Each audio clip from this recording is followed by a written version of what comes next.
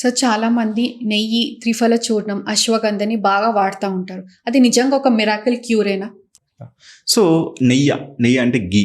ఇప్పుడు ఈ కాలంలో చాలామంది నెయ్యి తింటే బరువు పెరిగిపోతామా, నెయ్యి తింటే కొలెస్ట్రాల్ వచ్చేస్తానే భయంతో ఉన్నారు. కానీ ఆయుర్వేదం చెప్తుందంటే నెయ్యి is equal to Amrutham. So నెయ్యి ప్రతిరోజు మధ్యాహ్నం ఒక అర చెంచా వేసుకోవడం చాలా మంచిది. ఇంకోటి ఏంటంటే ఈ నెయ్యి అనేది బాడీ తత్వం బట్టి వాడాలి. ఫర్ ఎగ్జాంపుల్ మన బాడీ అనేది వేడి శరీరం అనుకోండి, అప్పుడు గేదె నెయ్యి తీసుకోవాలి. అదే మన బాడీ చలవ శరీరం అయింది అనుకోండి, అప్పుడు ఆవు నెయ్యి తీసుకోవాలి. అలా కస్టమైజ్డ్గా బాడీ తత్వాన్ని బట్టి మనం ఏ వస్తువు అయినా వాడితే ఆటోమేటిక్గా మనకి ఆయుష్ ఆరోగ్యం పెరుగుతుంది.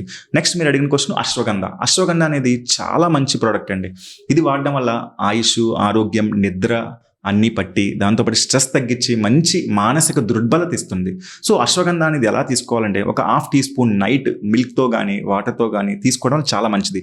కానీ రెగ్యులర్గా తీసుకోవచ్చా అంటే తీసుకోకూడదు. ఎందుకంటే మనం ఏం చేస్తున్నాం, మన బాడీ సిచ్యుయేషన్ ఏంటి, మన బాడీ తత్వం ఏంటి, దాన్ని బట్టి మన అశ్వగంధ తీసుకుంటే ఆటోమేటిక్గా మంచి జరుగుద్ది. అదే అశ్వగంధ మన లావుగా ఉండి మనకి ఏం పని చేయకుండా లెథార్జీ లైఫ్లో ఉన్నప్పుడు అశ్వగంధ తీసుకుంటే ఇంకా నిద్ర అతిగా అయ్యి దానివల్ల కొలెస్ట్రాల్, ఒబిసిటీ అనేది కూడా రావచ్చు.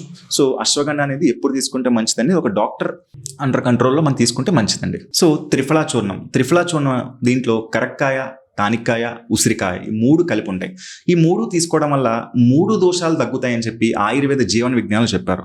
కానీ దీన్ని ఎంత తీసుకోవాలి, ఎప్పుడు తీసుకోవాలి, ఎలా తీసుకోవాలని ఇంపార్టెంట్.